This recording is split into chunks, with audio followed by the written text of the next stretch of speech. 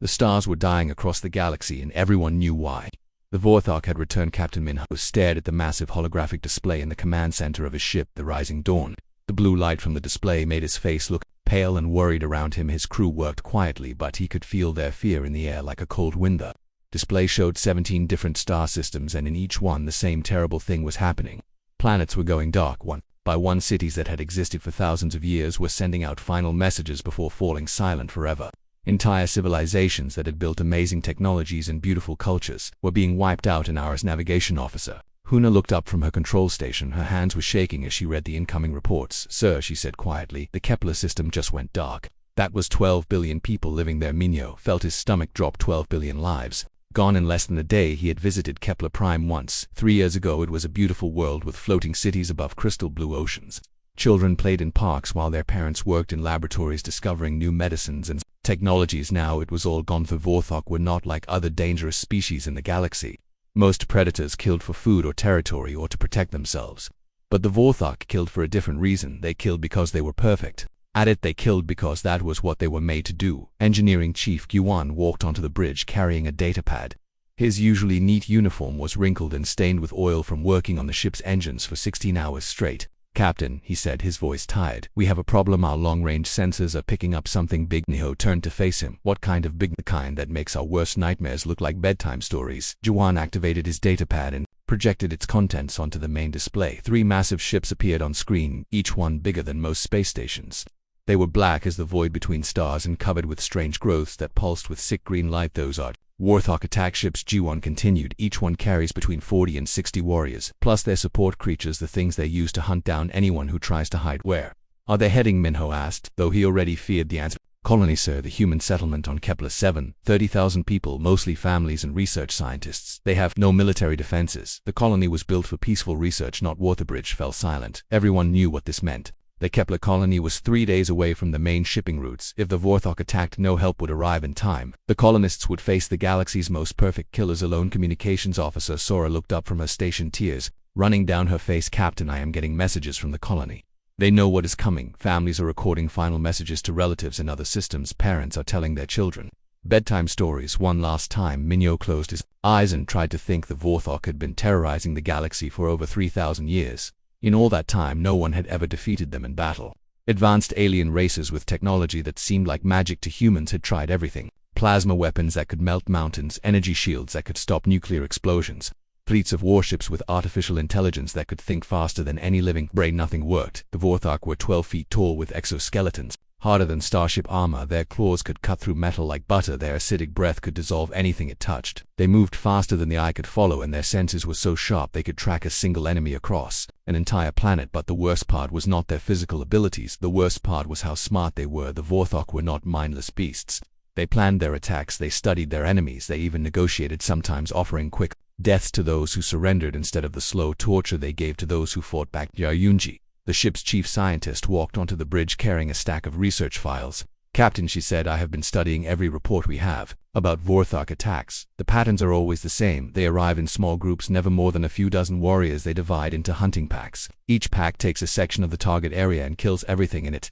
"How long does it usually take?" Minho asked. "For a small settlement like Kepler colony, about 6 hours," she replied. "The Vorthok do not hurry. They enjoy the hunt. They like to hear the fear in their victims' voices." Pilot Kyun spoke up from his station. "Sir, I have calculated our travel time to Kepler colony. If we leave now and push our engines to maximum, we can arrive about 12 hours after the Vorthok do. 12 hours too late." Minho thought. 12 hours to find empty buildings and piles of bones. The Rising Dawn was not a warship. It was a science vessel designed for exploration and research. Its weapons were meant for clearing dangerous asteroids, not fighting the most feared predators in the galaxy. The ship had a crew of only 40 people, mostly scientists and engineers. Sir, Huna said quietly, "There is something else. The Galactic Council has issued an emergency broadcast. They are calling for all ships to evacuate civilian populations from the outer systems. They expect the Vorthok to attack at least 50 more worlds in the next month." 50 more worlds, Minho repeated, each one with millions or billions of people. The Galactic Council had been trying to fight the Vorthok for 3 millennia. They had formed alliance after alliance, built super weapons that could destroy entire star systems, created battle strategies that used the combined knowledge of hundreds of different species. Nothing worked. The Vorthok adapted to every tactic, learned to counter every weapon, survived every trap. Some of the greatest military minds in galactic history had tried to stop them. The Zephyrian Empire had sent 10,000 of their best warriors armed with weapons that could cut through reality itself. The Vorthok killed them all in less than an hour. The Crystalline Collective had built a fortress moon protected by energy barriers that could stop a supernova. The Vorthok found a way inside and used the fortress weapons against its builders. Humanity had only joined the galactic community 50 years ago. They were still considered primitive by most alien species. Human technology was thousands of years behind the most advanced civilizations. Human weapons were toys compared to what other species could build. If the greatest powers in the galaxy could not stop the Vorthok, what hope did a small human science ship have? But as Minho looked at his crew, he saw something that surprised him. They were afraid, yes, but they were not giving up. Humans had a strange quality that other species sometimes found puzzling. When faced with impossible odds, they did not always make the logical choice to run away. Sometimes they did something completely unexpected. Captain Sora said, her voice stronger now. I am receiving a direct message from Kepler. Colony Administrator Park Taeyong. He says they will not evacuate. They say someone needs to witness what happens. They want to record everything so the galaxy will remember what Guan asked, that they lived. Sora replied that they were more than just victims. Minho felt something change inside him. The logical choice was to turn around and head for safer space. The smart choice was to join the evacuation efforts and save as many people as possible from other worlds. But something deep in his human nature rebelled against the idea of abandoning 30,000 people to face their death alone. The Vorthok had never been defeated because every species that fought them tried to beat them at their own game. They tried to be better predators, stronger killers, more perfect warriors. But humans were not perfect warriors. They were something else entirely.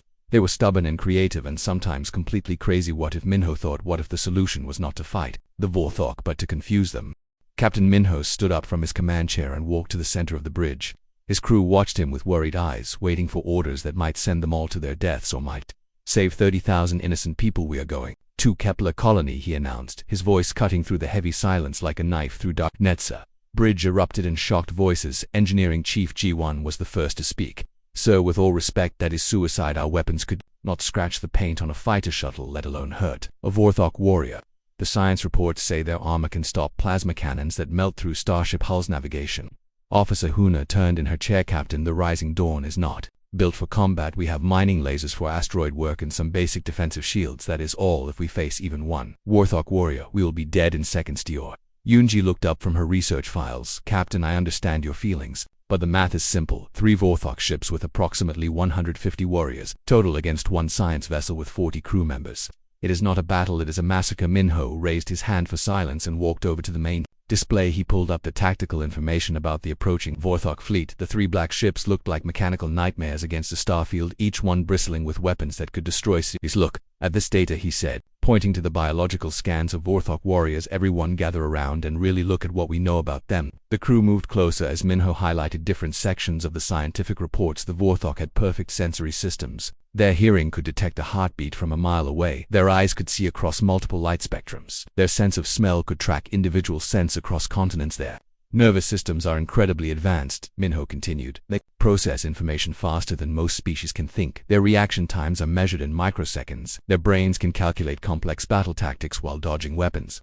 Firepilot Kyun shook his head. Captain, that makes them even more dangerous. How does knowing this help us? Minho smiled for the first time in hours. Or it makes them more vulnerable. Think about it. What happens when you design a perfect system? What happens when that system encounters something it was never designed to handle? Communications. Officer Sora frowned. I do not understand, sir. What could confuse a Vorthok? Their brains are like supercomputers. Exactly, Minho said. They are like computers.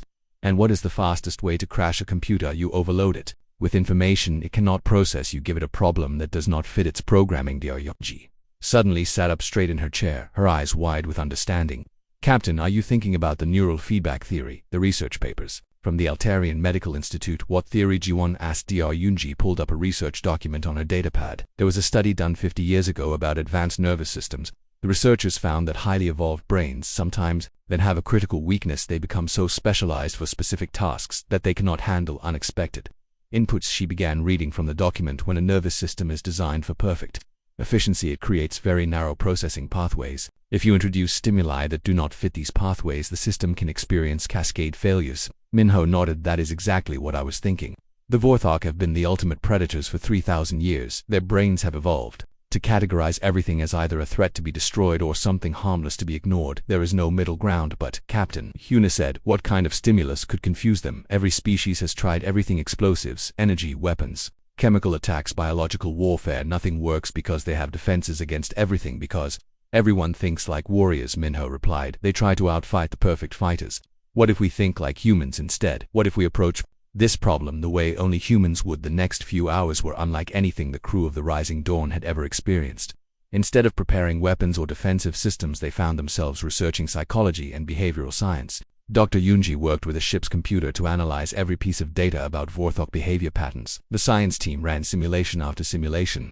Looking for gaps in the Vorthok threat assessment system, they studied how the aliens reacted. 2 different types of contact, from surrendering enemies to neutral observers. Everything fit into the same pattern. That Vorthok saw things as either dangerous or safe. Communications officer Sora discovered something interesting in the historical records. Captain, look at this. In every recorded encounter with the Vorthok, they follow the same protocol. They identify threats, they eliminate threats, they move on.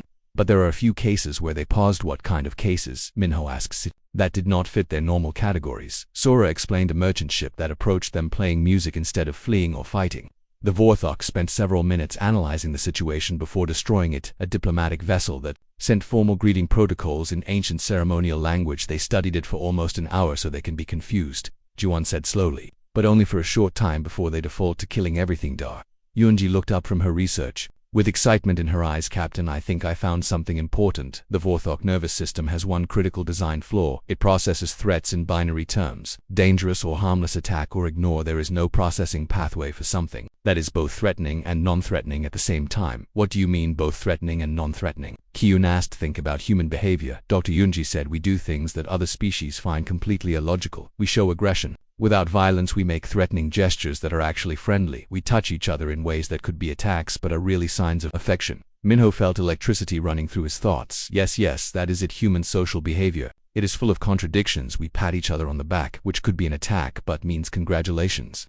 We shake hands, which exposes us to danger but shows trust. The bridge crew stared at him as the implications became clear. We slap each other on the shoulder to show friendship, Minho continued. We punch each other lightly when we are joking. We make aggressive physical contact that has no hostile intent. These behaviors would confuse any logical threat assessment system. But Captain Sora, you said, how do we get close enough to a Vorthok to try this? They kill anything that approaches them. We do not sneak up on them, Minho said.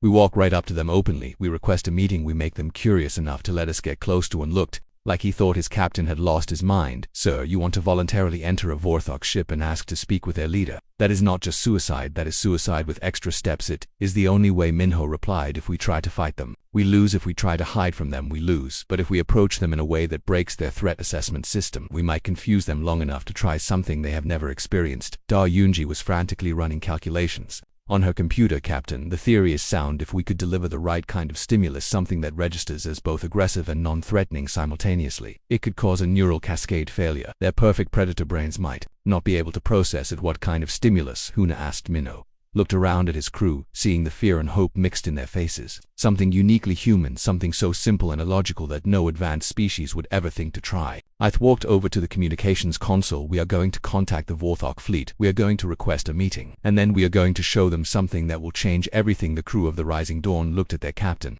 with a mixture of admiration and terror. They were about to attempt something that had never been tried in 3,000 years of galactic warfare. They were going to defeat the ultimate predators, not with superior weapons or technology, but with the most dangerous thing in the universe, human creativity. The Rising Dawn dropped out of hyperspace near Kepler Colony, and immediately the crew knew they were too late. Black smoke rose from the surface of the planet like funeral pyres. Cities that had sparkled with lights just days before were now dark. Craters evacuation ships floated dead in space, their hulls torn open like tin cans. Captain Minho stared at the destruction through the main viewscreen.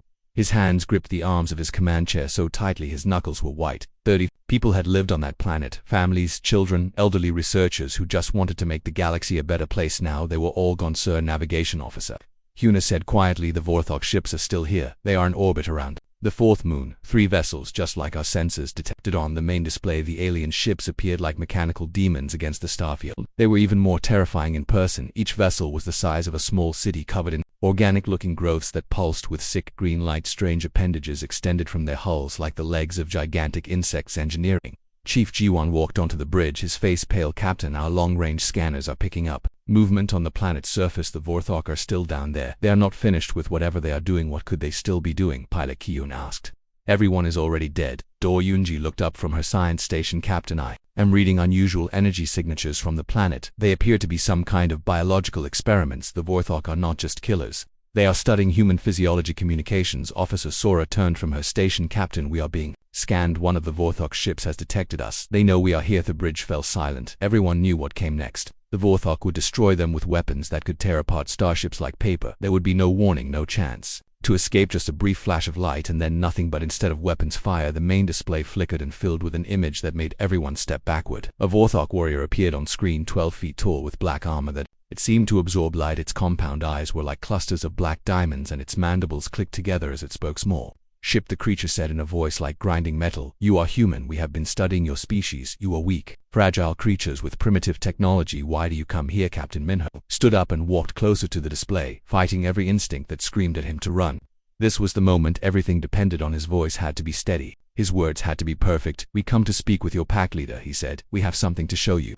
Something no species has ever shown you before. The Vorthok warrior tilted its massive head. The last species that claimed to have something interesting brought us weapons. We used their bones to build monuments to our victories.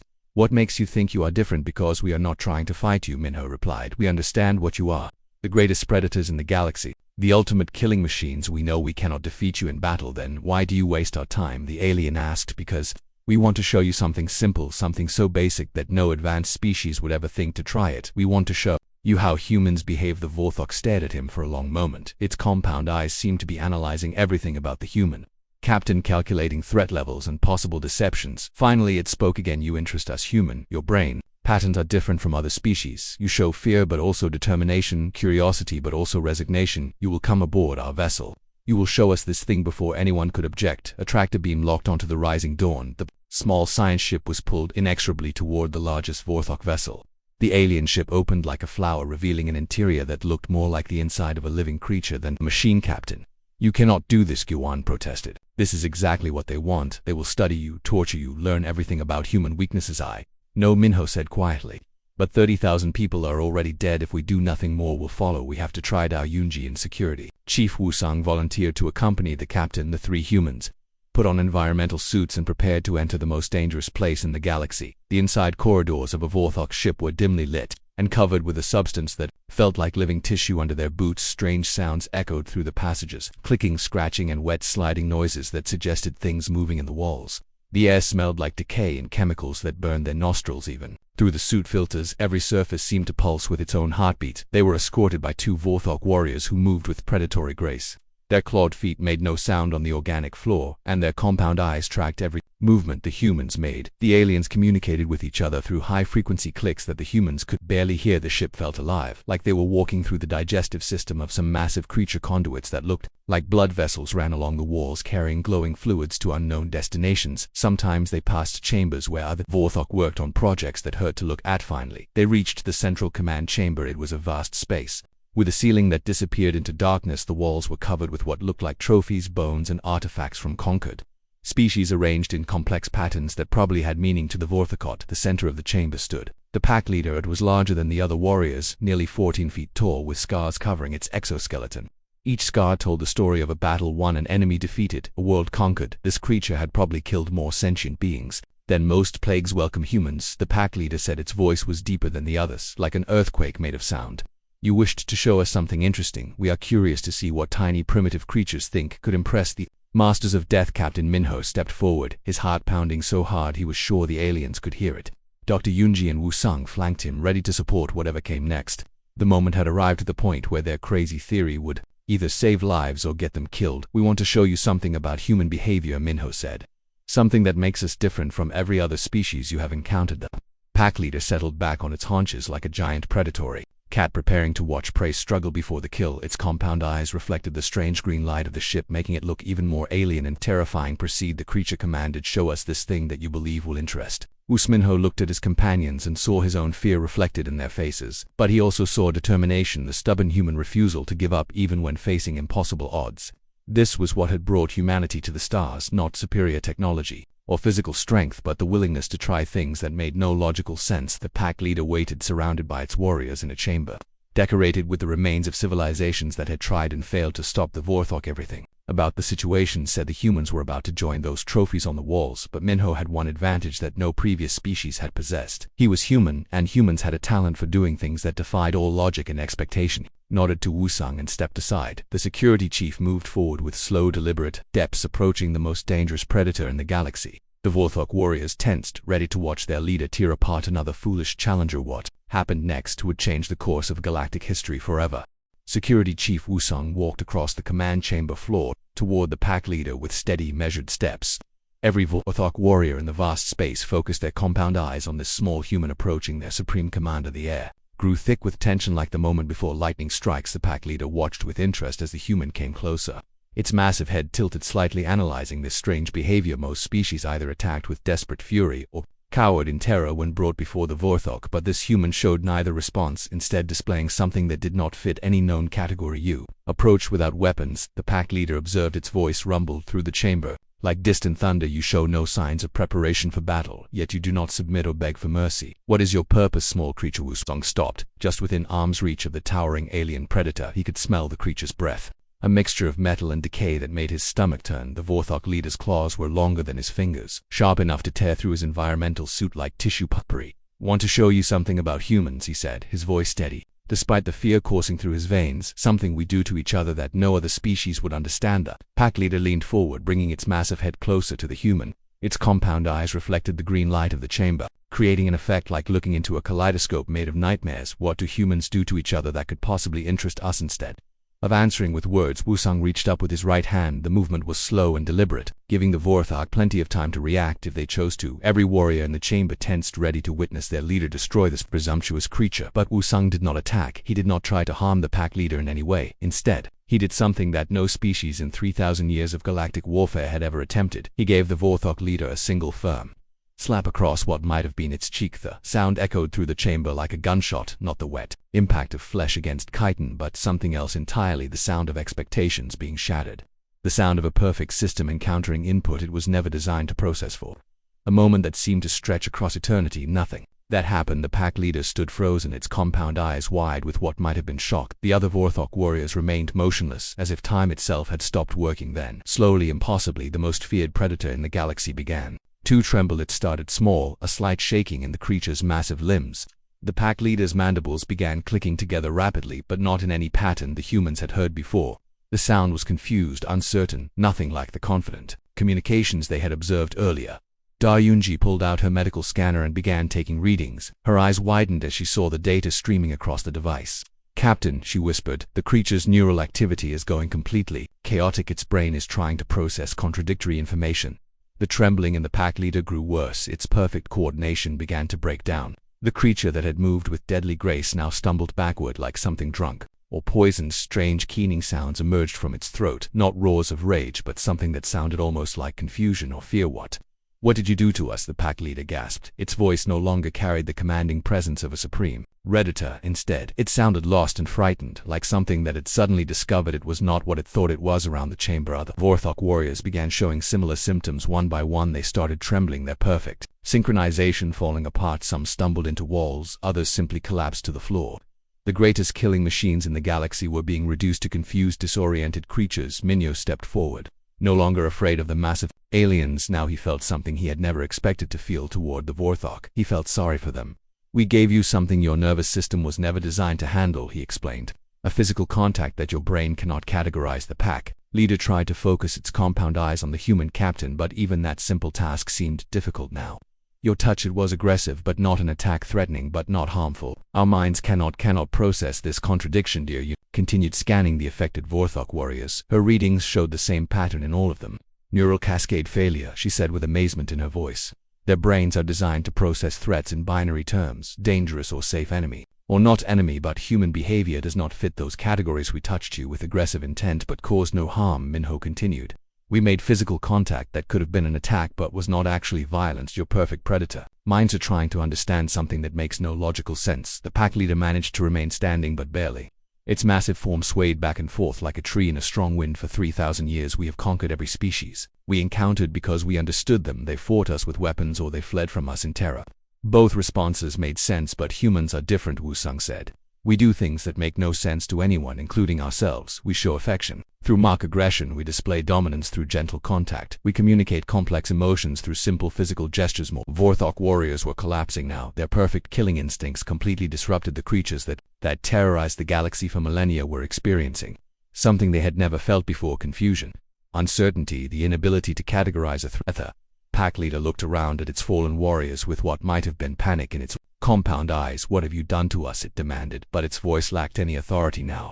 It sounded like a child asking why the world had suddenly stopped making sense. "We showed you that there are other ways to think about the universe," Min replied, "ways that do not involve perfect categories or binary choices. We showed you that sometimes the most powerful response is not violence or submission, but something completely unexpected." Dr.